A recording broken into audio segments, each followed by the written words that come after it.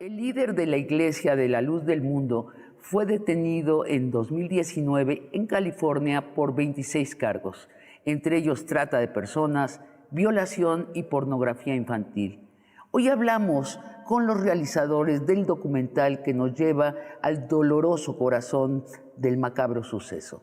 Bienvenidos a una conversación de largo aliento.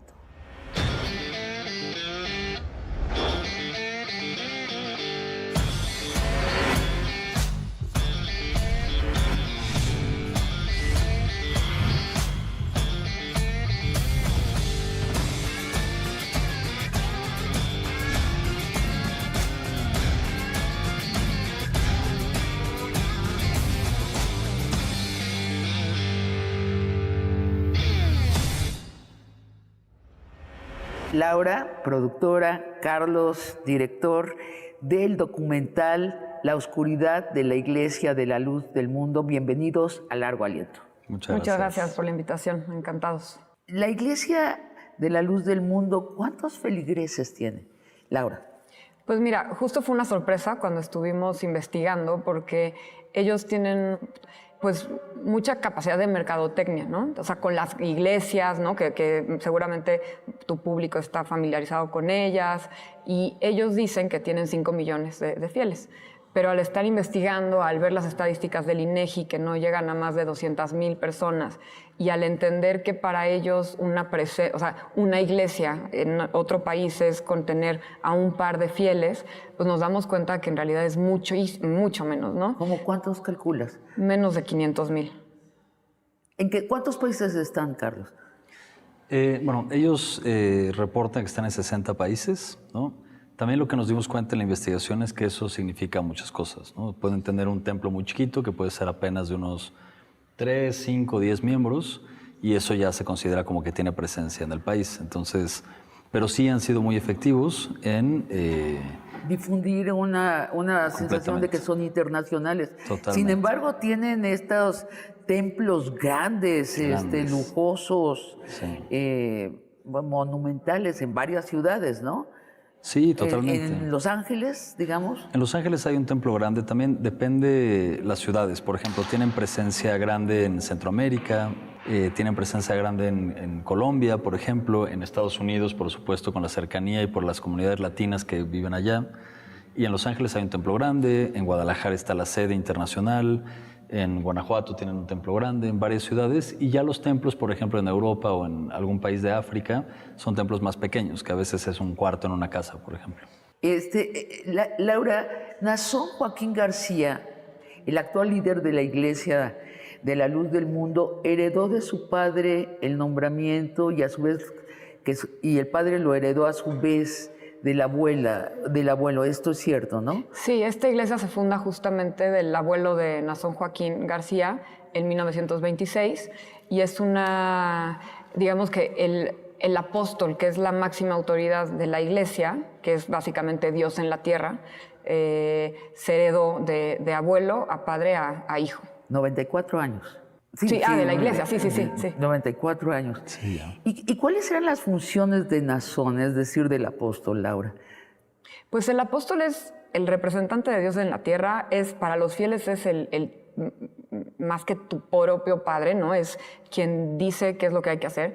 Y lo importante es que él no puede pecar, ¿no? Él no puede hacer nada malo, ¿no? Entonces, con esa protección moral que tiene, pues entonces es cuando empieza a cometer pues todos los abusos, ¿no? Porque pues sus fieles que piensan, ¿no? Que pues él representa a Dios y que no puede cometer ningún pecado, pues piensan que todo lo que él hace es pues sagrado y es una bendición, ¿no? Pero entonces, ¿por qué lo mantienen oculto?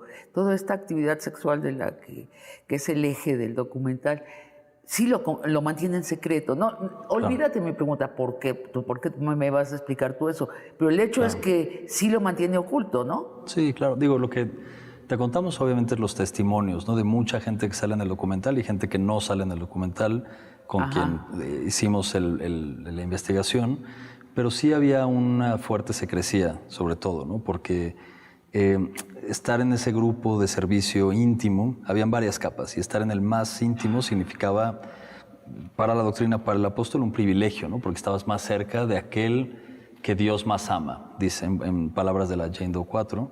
Entonces, pues, era un privilegio del cual no lo querías compartir. Entonces, eso es lo que volvió secreto todo, ¿no? O sea, que viene desde el adoctrinamiento y desde el grooming, el proceso de... Claro, de... A ver, ¿cómo dicen grooming en español? ¿Cómo es grooming? Ya nos acostumbramos. Pues convencimiento, ¿no? O sea, es una especie de convencer a las mujeres más jóvenes que tú que pues puedes hacer algo mejor por tu apóstol, ¿no? Y en ese sentido es cuando entras a este sector como más íntimo, ¿no? Es muy curioso en el documental cómo empiezan a narrar lo que hacían por Nazón. Y de pronto se quiebran. Es como si fueran dos mujeres, ¿no? Una que creía que esto era un trabajo para Dios y otra que se dio cuenta después de que esto era un abuso. ¿Corresponde a lo que ustedes percibieron, Laura? Sí. Mira, hablamos justo con estas dos generaciones, ¿no? Una es la generación que fue abusada por Samuel, Joaquín, padre de Nazón, y las testigos protegidos, que son las abusadas por Nazón, que de hecho ella sale pues con su identidad reservada, ¿no? Ella es quien lleva a Nazón a la cárcel. Y con todas nos hemos dado cuenta que sí, hay un proceso donde ellas primero sentían que eran bendecidas, ¿no? Y sentían que pues estaban haciendo por el bien de su iglesia, por el bien de su comunidad, por el bien del apóstol, ¿no? Y aunque en el mero fondo de ellas sabía que algo estaba, pues, mal, ¿no? Es como el instinto, pero siempre es como callar ese instinto porque, pues, hay algo más grande allá afuera, ¿no? Pues Dios mismo, madre. Pues claro. Imagínate, ajá. Y toda la realidad, porque al final no solamente es... Acostarte con Dios, Dios mío, bañar a Dios. Es muy fuerte. Al vicario de Dios, pero es la personificación de Dios en la tierra.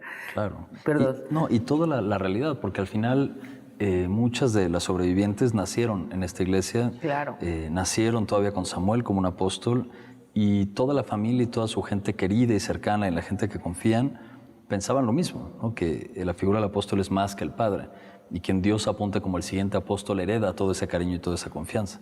Entonces, esa realidad es completamente distinta a la que tal vez alguien que no está ahí adentro. Y es difícil de entender. Es como están acusando a tu padre de lo que estás haciendo. Claro, pero regreso a lo mismo. En lo que se deja ver en el documental, que no estamos spoiling el documental, nada más estamos abriendo el apetito de la gente, porque es muy concreto el documental, es muy específico. Entonces estamos circunnavegando alrededor de lo que se ve allí. Lo que se ve es que estas niñas al servicio de Nazón no le contaban ni a su madre lo que hacían allí. ¿Es correcto? Es lo que se da a entender. Correcto, sí. Sí, sí. Y dijeron que no aparecen los rostros. ¿De quién no aparecen los rostros, Laura?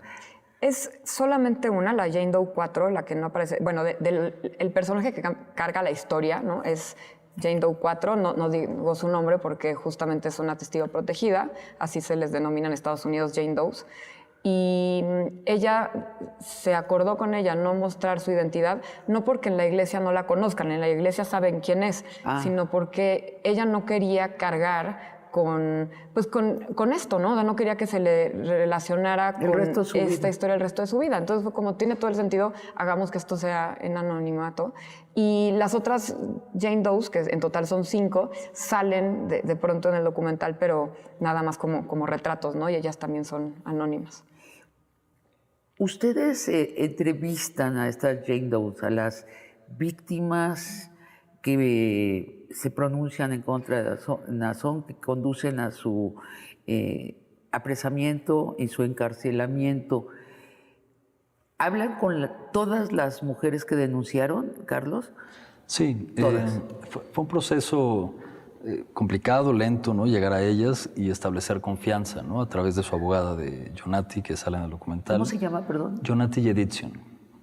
Ella agarró el caso de ellas Y pues sí, ¿no? Empezamos a platicar con todas ellas primero, como obviamente hay mucha desconfianza al inicio, como en grupo, con cámaras apagadas, con anonimato, y primero empezamos con un proceso de que ellas nos conocieran a nosotros, para saber qué proyecto teníamos, qué queríamos contar, y sobre todo queríamos comunicarles que queríamos que ellas tuvieran agencia en esta historia, porque mucha gente la ha contado, pero ellas no han tenido la oportunidad de que les pregunten qué quieren decir, ¿no? O qué es importante para ellas. Ajá. Entonces hablamos con todas, ¿no? Las conocemos a todas, escuchamos todas sus historias durante horas y al final, junto con Yonati, como ellas todavía están en el proceso de una demanda civil, es muy delicado todo lo que puedan decir. Entonces acordamos que solamente una iba a ser la voz de todas y que iba a contar esa historia. Entonces por eso hay retratos de todas ellas, pero solamente hay una voz que resume un poco la experiencia de todas, ¿no? Y cómo llegaron. Y hay otras que no son de las demandantes, pero que también dan su testimonio. Exacto. Mayores de edad, como con una diferencia de 10 años, ¿cierto? Sí, que justamente son las abusadas del padre de Samuel Joaquín. Exacto. Y también para nosotros era muy importante porque lo dice la propia abogada de las Jane Does.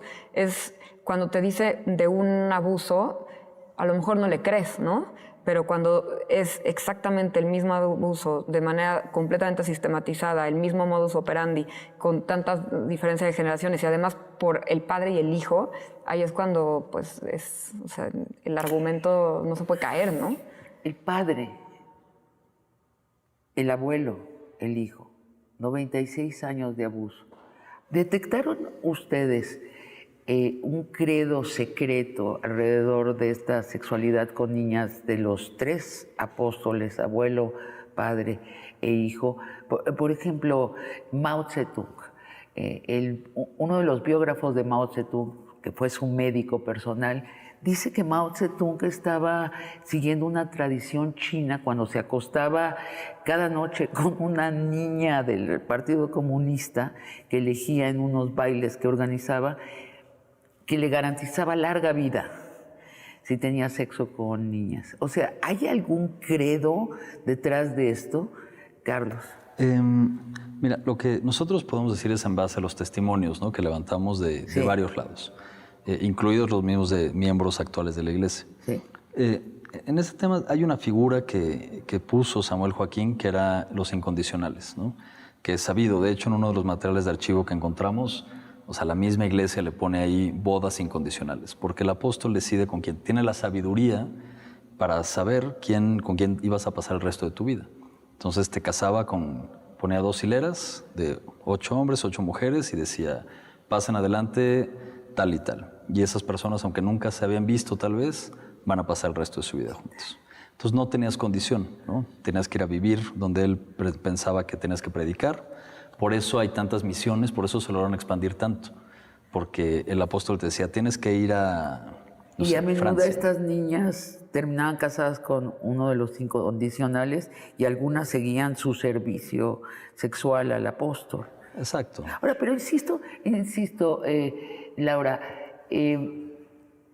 tendemos a ver estas historias en esta época del Me Too como puro abuso, y son puro abuso.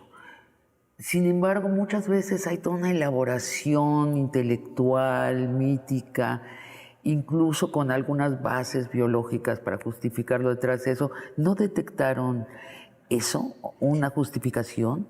No, o sea, lo que hizo Samuel y Nazón en todas sus letras es un abuso total, ¿no? Sí. Y por eso tuvo 19 cargos en Estados Unidos. Además, él mismo se aceptó 3 de esos 19 cuando hizo el plea deal. Lo que sí es muy difícil nosotros juzgar desde afuera, ¿no? Una religión que no se entiende y en la cual no crecimos, ¿no? Pero la gente que cree en esto, esa es su realidad, ¿no? Su realidad es, nosotros estamos más cerca de Dios, que es el apóstol no nos puede hacer mal, ¿no? Entonces, romper con ese paradigma, pues es muy complejo y y la fe es lo que utilizan para poder cometer estos abusos. ¿También ¿no? hubo sexo con niños, con varones? Hay testimonios. ¿Sí? Sí, hay testimonios, o sea, hay testimonios muy crudos y espantosos, ¿no? O sea, lo que hizo Samuel, yo creo que se puso más perverso con Nazón. En el documental nosotros no quisimos detallar eso porque no nos parecía ni siquiera correcto, ¿no? Porque ponerse tan gráfico se vuelve como ya muy amarillista. Nosotros nos queríamos salir de eso. O sea, lo que queríamos era darle voz a las víctimas y que las víctimas puedan contar su historia desde su propia voz, ¿no? Y no que otros la cuenten por ella, ¿no? A ver, esclavitud sexual, sexo violento, sexo con animales, pornografía, trata de blancas. ¿Cosas peores todavía que eso? No, pues creo que dijiste Creo que ya. sí Las víctimas que dan su testimonio tienen un contrato de exclusividad con ustedes. No. No. No, para nada. No, más bien lo que nosotros trabajamos es la confianza. A lo largo de 3 años trabajamos la confianza y eso fue lo que nos permitió pues tener el acceso con las Jane Does, ¿no?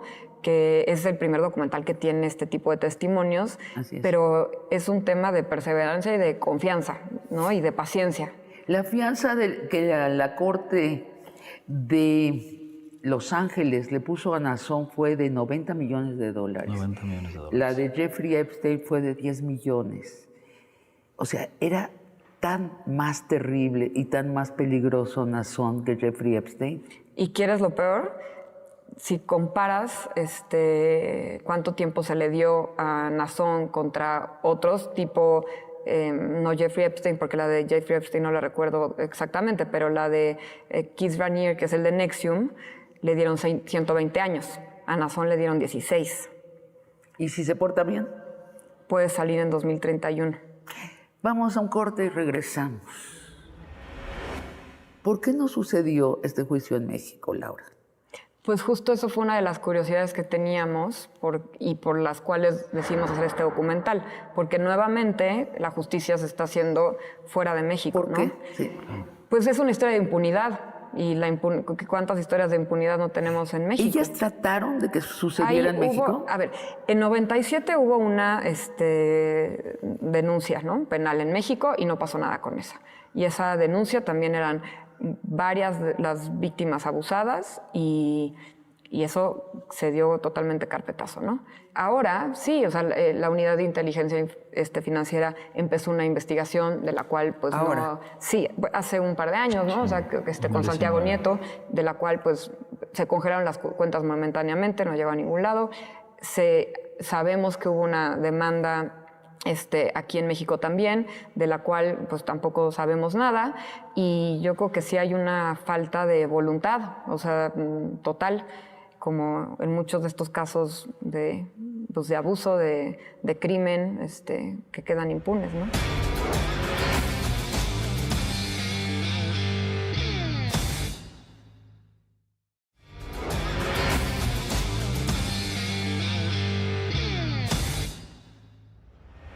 ¿Cómo es que ustedes entran en contacto con las víctimas, Laura? Mira, justo cuando estábamos acabando el otro documental, Marisela Escobedo, queríamos continuar con la colaboración y con este tipo de proyectos y escogemos La Luz del Mundo y ahí es cuando primero empezamos a hacer contacto de manera, pues, por redes sociales, básicamente, ¿no? Y en ese momento eran, pues, seudónimos, ¿no? Que no sabíamos cómo se llama la persona con la que estábamos hablando, nos conectábamos por Zoom y eran cámaras apagadas, ¿no? Y eso apenas era como empezar a entender, ¿no? La historia de la iglesia, en qué creen, cuáles son los tipos de abusos que se cometían ahí, porque no nada más es un abuso sexual, ¿no? O sea, es un abuso también narcisista, de cierta manera. Entonces, podernos empapar de la historia y lo que nos lleva ya a que Carlos pueda establecer como esta relación tan personal con la Jane Doe 4, pues sí es ya después de la sentencia, ¿no? O sea, por eso decía que es también como de mucha paciencia, porque pues fueron 3 años. El juicio de Nazón se pospuso varias veces. El abogado es Alan Jackson, que pues es de los abogados más conocidos en Estados Unidos, que justamente defiende a este tipo de personajes. Y sí tuvieron una estrategia legal que logró que el juicio se pospusiera varias veces hasta llegar a que se logre este acuerdo con la fiscalía, ¿no? Entonces, también las fueron acompañando en todo este suspenso de si se iba a hacer justicia o no. Supongo que ha habido una evolución en ellas. ¿Qué notaste? ¿Qué evolución en estos años en donde tratan ellas que la justicia haga justicia y Nazón logra impedir que se haga justicia a base de dinero? Claro. Sí, de estrategia legal y de jugar con el sistema legal de Estados Unidos. Bueno, y de pagar uno de los abogados más caros del planeta, ¿sí? Totalmente. Y que ha defendido, como dice la persona que está así. Nosotros llegamos con las Jane Does en la sentencia. O sea, ahí conocimos a Yonati, ahí empezamos a establecer la confianza. Ajá. Entonces, nuestro proceso con ellas fue después de la sentencia. Pero mucho antes, por ejemplo, con Betsabe o con Alitia, que son otras de los personajes que son de una generación anterior, o con Karen León también, que todavía es... ¿Que aparecen en el documental? Sí, exacto. A ellas sí las acompañamos durante ese proceso, que si bien no era su proceso personal de justicia porque su abusador ya había muerto, pues sí lo sentían como propio, ¿no? Porque justo cuando se manifiesta, digamos. Eso es muy interesante. Estas mujeres de la otra generación, durante el proceso, cambian su manera de ver lo que les sucedió. Pasan de creer que servían a Dios a saber que fueron abusadas, o yo me estoy inventando como dramaturga esa transformación. Pues está esta escena, ¿no? De cuando Betsabe, en la muerte de Samuel, una vez que ya, o sea, se habían pasado todos los abusos, va a verlo, ¿no? Y llora por que murió, ¿no? Todavía, o sea, estás llorando la muerte de tu abusador, ¿no? Alitia, por ejemplo, también en el documental lo cuenta, ¿no? Que cuando arrestan a Nazón, pues ella también es como, ¿por qué yo podría haber sido parte de este movimiento en mi época, ¿no? ¿Por qué yo no lo hice? O sea, como que sí hay una revelación ahí de... Sí, claro. Y para llora, bien. Llora por sí misma, ¿no? Llora de coraje contra sí misma. ¿Por qué yo no lo hice? Sí, es una gran escena. Sí, pero a la vez ambas, ¿no? Que tanto Betsabe como Alitia, pues han crecido muchísimo, ¿no? Ahora que ya están fuera de la iglesia, ellas pues perdieron a parte de su familia, ¿no? O sea, Alitia, por ejemplo, tiene todavía gente adentro de la iglesia, ¿no? Ella lo que más desearía es reconectar con ellos, ¿no? Y superar como esta pues parte que separó a las familias por algo que creo que se podría dialogar, ¿no? Y ojalá que esto sirva para eso, ¿no? Para establecer cierto diálogo entre la gente que salió y la gente que sigue ahí dentro, ¿no? Ahora hay un testimonio, hay una de ellas que dice, yo le dije a mi papá, le conté todo y mi papá se enojó conmigo. Es ella, claro. Sí. Es ella, Karen. Es ella. O sea, bueno, no Karen. me cuentes y sigue sirviendo porque él está fuera de la ley. Sí. Todo lo que haga es bueno, ¿no? Claro. Bueno, el patriarcado en esteroides, ¿cierto? Sí, bueno. Y creo que es un documental que habla sobre el abuso de la fe en una expresión patriarcal. Hablan con una norteamericana. Una de ellas es norteamericana, pero de origen mexicano. Sí, y hablan también la abogada, es un personaje muy especial. Cuéntanos algo de la abogada. Yo creo que eso mejor, Carlos, porque él lleva mucho más relación con ella. Digo, a mí personalmente me parece que es una mujer súper capaz que ha logrado llevar la demanda civil con muchas otras víctimas, ¿no? Que está reuniendo, pero... Sí. No, y la verdad es que Yonati se convirtió en una aliada, ¿no? Porque Yonati fue dura desde el inicio porque la estaba protegiendo. Por supuesto, hay mucha desconfianza, como dijimos antes, pero poco a poco nos dio como cabida con ellas porque vio que el proyecto buscaba darles agencia. Pero Yonati es una abogada, ¿no? De Los Ángeles que tomó el caso pro bono, ¿no? Y cree verdaderamente en la justicia y, como decía Lau hace rato, o sea, vio tanta gente que contaba la misma historia que entendía que tenía que pelear por eso, ¿no? Porque, como también señala Lau hace rato, pues la fiscalía tal vez no se tomó tan en serio el caso porque son latinas. ¿Qué piden ellas? ¿Qué pidieron en un inicio? ¿Pidieron una compensación económica aparte de que él fuera encarcelado?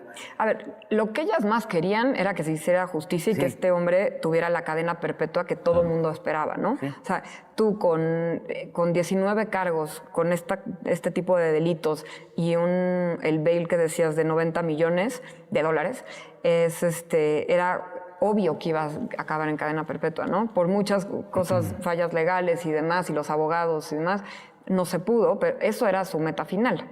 Ahora, ahora ya está en una etapa de una demanda civil, y la demanda civil sí, pues lo que es una compensación económica. Pero pues eso queda como en un segundo plano, ¿no? Pues no sé, que tu villano pague algo y te lo pague a ti, yo creo que tiene un efecto psicológico bien importante, Sí, ¿no? claro. La verdad es que Ojalá yo creo que que sí. no hay que demeritar Sí, por supuesto. el dinero. Digo, estas mujeres, bueno, ya, ¿para qué entramos en la filosofía? pero- Ahora, déjenme hacerles una pregunta tonta. ¿Por qué no sucedió este juicio en México, Laura? Pues justo eso fue una de las curiosidades que teníamos y por las cuales decidimos hacer este documental, porque nuevamente la justicia se está haciendo fuera de México, ¿Por ¿no? qué? Sí. Pues es una historia de impunidad, y ¿cuántas historias de impunidad no tenemos en México? ¿Ellas trataron de que sucediera en México? A ver, en 97 hubo una denuncia, ¿no?, penal en México, y no pasó nada con esa. Y esa denuncia también eran varias de las víctimas abusadas, y eso se dio totalmente carpetazo, ¿no? Si ven el documental, ahí verán también alguna entrevista de esas denunciantes. Y ahora sí, o sea, la unidad de inteligencia financiera empezó una investigación de la cual, pues, ¿Ahora? no, sí, hace un par de años, ¿no? O sea, con Santiago Nieto, de la cual, pues, se congelaron las cuentas momentáneamente, no llegó a ningún lado.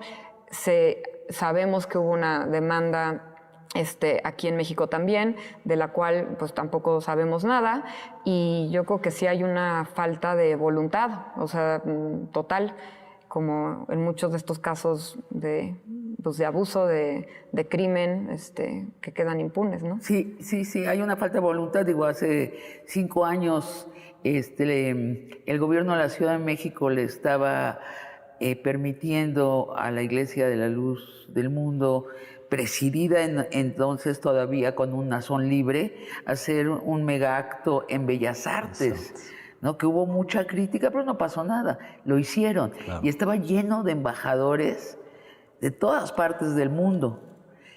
¿Por qué tanta influencia? Si son solo 500,000, ¿por qué? ¿Por qué tanta influencia lograron?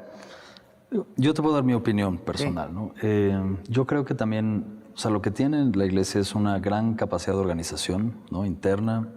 Creo que en el caso de Bellas Artes, ¿no?, que no alcanzamos a desarrollarlo tan a profundidad en el documental, pero los investigadores, Carla Casillas, Alejandro Melgoza, que fueron otra vez, ¿no?, los mismos de Marisela Escobedo y fundamentales, pues sí investigaron mucho más sobre este caso, ¿no? Entonces la Iglesia tiene sus formas también, o sea, no lo presentaron como un acto para Nazón, pero lo hicieron ver como si fuera eso después, para tener una imagen ante la nación y ante la misma Iglesia, ¿no?, de poderío. Lo mismo que decías de las iglesias, que son muy grandes, que son muy bonitas, están siempre a un costado de una carretera. Entonces todo esto suma a la mística del apóstol. Todas ¿Qué tiene que ver estas la cosas. carretera? Pues están siempre en las carreteras para que la gente pase y las vea, ¿no? Y les dé Ya. curiosidad y así. Ajá, Eso es lo que nos cuentan los exmiembros, ¿no? Ajá. Y tienen un canal de televisión, ¿no? Sí. Sí. Berea Internacional. Y se supone que es internacional. Pero de nuevo, tienen un manejo de imagen impresionante, porque Es eso. cuando ustedes recién dijeron 500,000, dije, a ver, ¿cómo? A mí me contaron durante años otra historia, esta gente. Una pregunta, ¿estas mujeres perdieron la fe en Dios o perdieron la fe en Nazón? ¿Cuál de las dos? Híjole, es que yo y sí creo que cada quien, ¿no? Sí. O sea, tenemos o sea, uno de los personajes justo es lo que dices. A mí me quitaron como que ya no puedo creer en nada. ¿Dónde está Dios, no? Yo no soy religiosa, pero me imagino que para alguien que crece dentro de una religión, donde ese es tu mundo, que se te desmorone eso y que no puedas encontrar a Dios, debe ser muy fuerte, ¿no? Sí. Y hay otras personas que sí pudieron encontrar otras formas espirituales, ¿no? Creo que eso sí es ya muy personal. Y hay quienes de plano no quieren saber nada de religión, ¿no? Ni de espiritualidad, ni nada. Ni de grupos sociales con ideología, ¿no? Sí. O sea, sí, es que en este programa la religión es uno de los temas recurrentes, pero también la política. Claro. Y estas hechuras verbales sobre el significado del mundo siempre fallan. Hasta la ciencia falla, ¿no? Pero falla menos. Yo sí tengo mucha desconfianza de todas las narrativas inventadas por los seres humanos. Prefiero la narrativa de la naturaleza, es la única que me parece cierta. Y la congregación, ustedes también entrevistan a miembros de la congregación, creo que eso es muy importante, le dan voz a los que no creen nada de esto. ¿Cómo se explican, Carlos, los feligreses actuales, todo esto que ha pasado? Pues era muy importante para nosotros balancearlo, ¿no? Y llegar y preguntarles. Ahorita tú dijiste, ¿no? Yo todo lo que escuché de esta narrativa eran 5 millones, ¿no? Creo que no tantos medios se metieron con ellos a preguntarles también, ¿no? Quiénes son, qué hacen, o investigar, ¿no? Más allá de los datos que ofrecen. Nosotros, cuando llegamos ahí, pues llegamos con la curiosidad de escucharlos, ¿no? Y entender también por qué estaban defendiendo esto. Al final, todavía antes de la sentencia o de lo que iba a ser el juicio, ellos siempre nos decían, es que están violando su derecho a la presunción de inocencia, ¿no? Y por supuesto, están en todo su derecho. Ya cuando todos los hechos pasaron y se declara culpable, regresamos a la hermosa provincia para preguntarles qué pensaban. Y ellos están La hermosa provincia es el lugar donde está el gran templo. La sede donde se funda la iglesia. Y ellos pues están, su fe en el apóstol es inamovible, también entendiendo que la doctrina es el apóstol, ¿no? Nosotros les hicimos preguntas, les preguntamos si ellos veían que hubiera futuro en la iglesia de la luz del mundo sin apóstol, y todos nos contestaron que no. Pues no. Entonces es muy totalmente difícil. Patriarcal, es una pirámide. Exactamente. Pero, ¿qué creen ellos ahora? ¿Que lo hizo y que no importa? ¿O que no lo hizo? Que no lo hizo. Que no lo hizo. Que no lo hizo. Que todo esto es una construcción de ¿quién? ¿Quién lo inventó? No, pues de la gente que lo quiere atacar a la iglesia, ¿no? ¿Quiénes? Pues que es... ¿Los masones o quién? No, o sea, no profundizamos en eso. Yo creo que no hay como un enemigo concreto, ¿no? Es más bien como nos están atacando a nosotros como congregación. Y estos pues son inventos, ¿no? Para tumbarnos, ¿no? ¿Y sigue comandando Nazón la iglesia? Bueno, él sigue dando sermones desde la cárcel. Desde la cárcel, o sea, le ponen su cámara y da sermón. Con audios. Con audios. Con audios y no cartas. con cámara. No, con cámara. Graba. No sé cómo lo graban. Creo, eso sí, no lo tengo, no podría fact-chequeártelo, pero creo que son cartas, ¿no? Que escriben y las leen. No sé si ha habido algún audio por ahí, Creo que sí ha habido un audio, pero cámara no. Y cada semana es esto, supongo. La periodicidad, eso, no creo que sea cada semana, ¿eh? No. No. Sí, no es tan fácil. Y está en una pequeña celda. ¿Vieron la celda? ¿Saben de qué dimensión es? ¿De qué dimensión es? No, ni idea. Lo que sí sabemos es que está pues, encerrado en una cárcel en el estado de California, y que por buena conducta podría llegar a salir en 2031. ¿A los qué? Que por buena conducta podría llegar a salir en el 2031. Bueno, entonces, antes de irnos al último corte, repítenos cuál fue la sentencia de este hombre. Bueno, justo unos días antes de su juicio, nosotros nos enteramos que la Fiscalía había pactado con Nazón. Esto fue una sorpresa para las testigos protegidas porque ellas no sabían, de hecho ellas no estaban de acuerdo con pues, este pacto que se dio. Esto sucedió 3 días antes y de su sentencia, ¿no?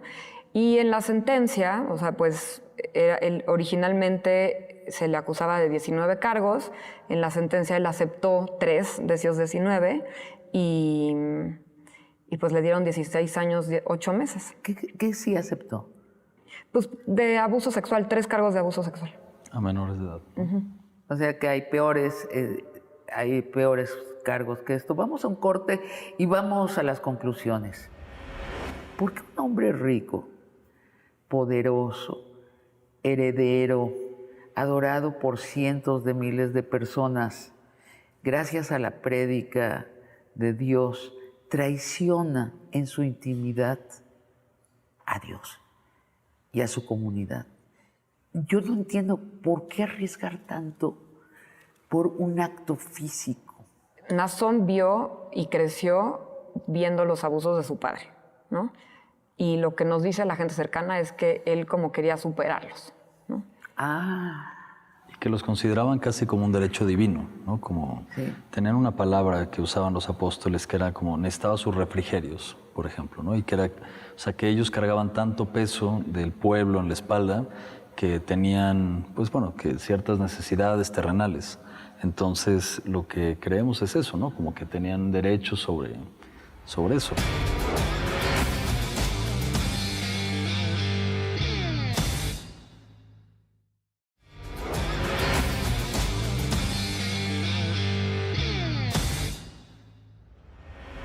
¿Qué es lo que más les conmovió del documental?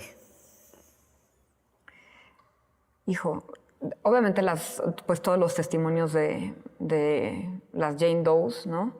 Y sobre todo los testimonios de las sobrevivientes que no tienen una red de apoyo una vez que hayan salido de la iglesia, ¿no? Ahí sí notamos una diferencia abismal entre sobrevivientes que tienen una red de apoyo, que tienen la familia que les cree, ¿no?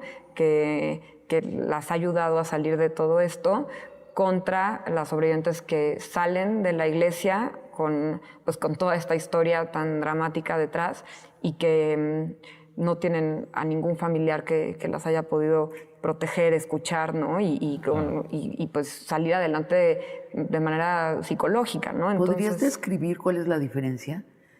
Pues creo que es gente que pudo rehacer su vida, ¿no? Que pudo construir su propia familia, que pudo rehacer su vida, que tiene un trabajo, que tiene, que económicamente se puede sostener. Y pues las personas que salen de aquí con una realidad completamente descolocada, ¿no? Y con gente que no te cree, que no te apoya, que te da la espalda, pues levantarte sola es muy difícil, ¿no? Muy difícil.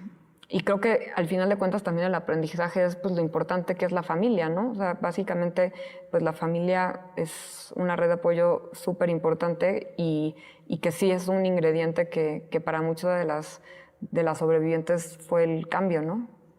Carlos, ¿te conmueven los feligreses de Nazón que no aceptan lo que pasó? Pues mira, creo que desde el principio también siempre hemos querido ser muy respetuosos de lo que cada quien quiera creer o seguir, y nosotros tuvimos una relación con la iglesia de respeto, ¿no? Y de honestidad en cuanto a lo que íbamos a hacer, y como nos recibieron con generosidad, ¿no? Y con las puertas abiertas, y pudimos ver partes de lo que las mismas Jane Does o las otras oyentes nos contaban, ¿no? De la calidez, ¿no? De la hermandad, de todo lo que pasaba ahí. Entonces, Sí. o sea, ellos también perdieron familia, ¿no? Con todo esto. O sea, yo creo que esto podría ser una oportunidad, digo, los que no están involucrados, por supuesto, en las complicidades de la cúpula, que esto pueda servir también para que sea un punto medio, para que se abra una conversación, ¿no? Porque tanto las personas que fueron expulsadas de la comunidad, con o sin familia, que se quedaron sin nadie, pues también la gente que está adentro perdió gente, ¿no? Entonces, pues sí, ¿no? Yo creo que cada quien, hay mucha gente honesta y sincera dentro de la iglesia, y nosotros esperamos que esto genere conversación. Y que la iglesia les dio un eje en la vida, ¿no? Completamente. Un marco de valores, ¿no? Porque sí estamos en una época donde los valores compartidos por la sociedad son muy graves, ¿no? Claro. O sea, básicamente es el dinero y lo demás lo adquieres en otra parte, en un rincón de la sociedad. Ahora, cuando estaba viendo el documental, en el footage que tienen ustedes sobre los momentos históricos, el momento en donde se anuncia Samuel ya muerto, se quedan sin apóstol y anuncian que va a ser Nazón, y empiezan los gritos y caen de rodillas. Alguien dice, cayeron tantos de rodillas que parecía un terremoto. Me disculparán a los feligreses, pero a mí me recordó Corea del Norte.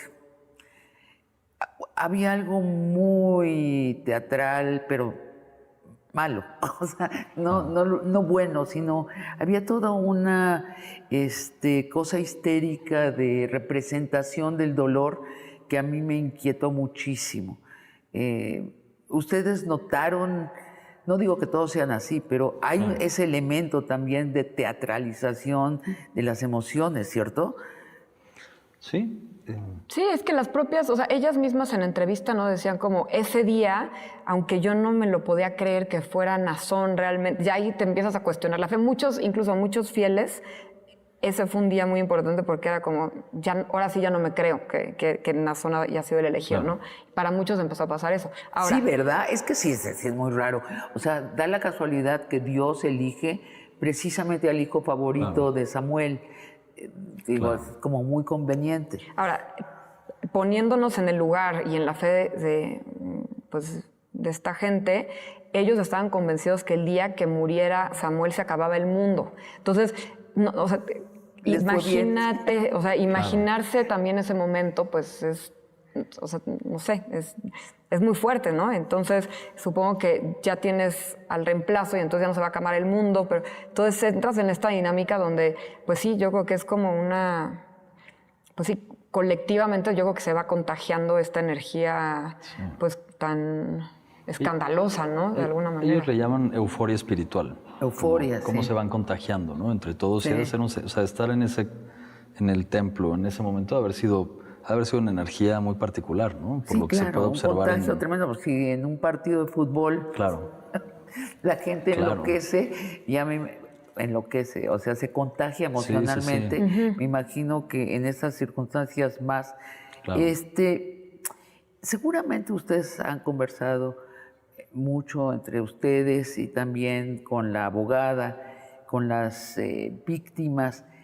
Les hago una pregunta que viene desde mi más profunda inocencia. ¿Por qué un hombre rico, poderoso, heredero, adorado por cientos de miles de personas, gracias a la prédica de Dios, traiciona en su intimidad a Dios y a su comunidad? ¿Por qué? O sea, yo no entiendo por qué arriesgar tanto por un acto físico. No, pues no tengo ni la No más tengo remota idea, respuesta. pero lo que sí, o sea, o sea, Nazón vio y creció viendo los abusos de su padre, ¿no? Y lo que nos dice la gente cercana es que él como quería superarlos, ¿no? Y que los consideraban casi como un derecho divino, ¿no? Como Sí. tenían una palabra que usaban los apóstoles que era como necesitaba sus refrigerios, por ejemplo, ¿no? Y que era, o sea, que ellos cargaban tanto peso del pueblo en la espalda que tenían, pues bueno, que ciertas necesidades terrenales. Entonces, lo que creemos es eso, ¿no? Como que tenían derechos sobre eso, pero más allá de por qué cometieron estos crímenes tan horribles. Es que si ven ustedes Nexium, es la misma pregunta. ¿Por qué un tipo que viene de la nada se inventa un método para disciplinar la mente? ¿Estés de acuerdo o no estés de acuerdo con el método? Forma una feligresía, empieza a expandir su escuela, empieza a hacer mucho dinero, tiene de pronto a uno de los herederos de uno de los hombres más ricos del mundo, el hijo de Salinas de Gortari, trabajando para él. ¿Por qué un hombre así hace un grupo secreto de mujeres con las que puede tener sexo y arriesga todo? Y de hecho pierde todo por ese grupito. Sí, pues no, la verdad es que no tengo una respuesta, pero pues como bien dijo el juez, o sea, es un depredador sexual y yo creo que los códigos de los depredadores sexuales son difíciles de comprender y de tener una lógica, ¿no? Como una lógica racional, ¿no? ¿Qué piensan ustedes de Olga Ocampo? De la groomer. De Alondra. Nada, Alondra Ocampo. Alondra Ocampo. Es un personaje muy interesante en toda Sí, esta historia. muy complejo. ¿Qué piensas, Laura? Es que justamente es un personaje muy interesante porque ella fue víctima y victimaria, ¿no? Y entonces es muy difícil juzgarla de la misma manera que alguien como Nazón, porque es alguien que fue, o sea, que creció en esa fe. ¿Ella fue también abusada? Ella fue abusada. Ajá. Ella fue abusada, ella fue criada ahí adentro, sus códigos eran completamente diferentes a los nuestros, ¿no? O sea, ella pensaba que lo que estaba haciendo era por el bien de su religión y pues es víctima y victimaria, ¿no? Entonces es un caso súper dramático. Ella, de hecho, ya salió, ¿no? ¿Ya salió? Ella se declara culpable y ella ya está libre, ¿no? Y ella también tiene que rehacer su vida, porque, pues obviamente, por este apóstol que ella considera su Dios, pues se da cuenta que pues también es su abusador y además ella también está cargando con muchísima culpa porque pues ella fue preparadora de muchas chicas, Ella ¿no? separaba a las niñas bonitas y encantadoras y se las llevaba a Nazón, ¿cierto? Es lo que hacía. Como parte de muchas otras, ¿no? Ese era el modus operandi, tener a muchas personas que son las groomers o las preparadoras, ya nos acordamos de la palabra, que pues van trayendo y convenciendo a mujeres más jóvenes. Y les van enseñando también qué tienen que hacer para que el señor Nazón no se tenga que perder su tiempo en explicar cómo quiere su sexo, ¿no? Es que y de justificarlo también, de una manera que engrane en la religión. Claro. Y ella, una mujer muy guapa, aparentemente muy agradable, tiene un esposo norteamericano que ella invita a la iglesia. ¿A ella no la entrevistan? Es que ella estaba todavía en el proceso. En el proceso y después termina en la cárcel. Termina en la cárcel, termina declarándose culpable también, hacen un trato con la fiscalía y la sentencian a 4 años, me parece, y bueno, tenía que cumplir su condena. Y el marido sí lo entrevistas. Sí. ¿Y qué te pareció el marido? También un personaje interesante y sus reacciones. Bueno, en una cultura machista cualquier hombre hubiera dicho, ¿de veras hiciste eso? Claro. ¿Sabes qué? Ahí te ves. Claro. Ve a la cárcel, yo no quiero tener nada que ver contigo ni con tu religión. Claro. So mexicana, ¿no? Porque además hay esta diferencia étnica. Claro. Sin embargo, ¿cuál es su reacción? Pues Christopher es de las primeras personas realmente que contactamos y con él hemos estado en contacto todos estos años. Pues Christopher es un hombre que le dio su palabra, ¿no? Y para Christopher su palabra es lo más importante. Es su palabra de amarla. Le dio su palabra de no dejarla, que si ella decía la verdad y ella enfrentaba esto, él la iba a acompañar en pase lo que pase, ¿no? Y pues sí, con mucho amor, desde el primer día que lo conocimos, Christopher ha sido muy honesto, ¿no? O sea, la iglesia y Alondra le dieron una familia, ¿no? Le dieron algo que tal vez él por su contexto cultural no entendía bien, ¿no? De una familia latina, y encontró algo muy especial ahí, ¿no? En todo esto que decimos del otro lado. Y no tenía ni idea de lo que estaba pasando, por lo mismo que hablamos de la secrecía. Y Alondra desde muy chiquita fue instruida en esto. Desde los 8 años fue abusada por Samuel Joaquín, muy chiquita, una familia con una fe inquebrantable hacia el apóstol y pues un objetivo muy fácil, ¿no? Para un depredador. Pues felicidades por el documental sobre la oscuridad de la iglesia, de la luz del mundo. Siempre es buena la luz, siempre es mejor lo iluminado que lo, no oscuro, sino lo cubierto, lo tapado, lo ocultado, el secreto. Les agradezco mucho esta entrevista, mucha suerte, les va a ir muy bien. Estrenan hoy en Netflix el documental, hay que verlo, no me cabe la menor duda que va a tener un enorme éxito. Felicidades. No, pues muchas gracias por el espacio. Gracias por la invitación, por platicar con nosotros. Y a ustedes, amigos y amigas, los espero el próximo jueves para otra conversación de largo aliento.